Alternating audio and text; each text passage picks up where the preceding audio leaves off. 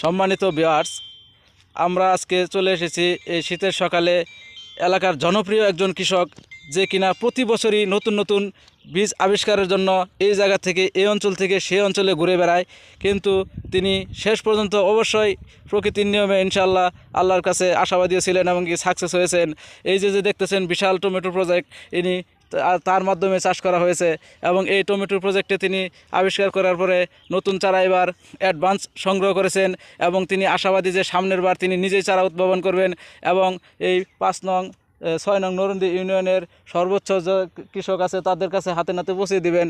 এবং আপনারা যদি দূর দূরান্ত থেকে চারা সংগ্রহ করতে চান, অবশ্যই জামালপুর জেলার 6 নং নরুন্দি ইউনিয়নের নামাকুসুন্দারায় মুক্তার হোসেন ভাই, যাকে সকলেই এক নামে চিনে, তার বাসাতে এসে যোগাযোগ করবেন এবং যোগাযোগ করার পরে অবশ্যই আপনারা অতি শীঘ্রই চারা পেয়ে যাবেন এবং কি আগাম জাতের টমেটো আবিষ্কার চাষ করে লাভবান হতে পারবেন। সবাই দোয়া করবেন তার জন্য এবং আমিও দোয়া করি। ইনশাআল্লাহ। খোদা হাফেজ।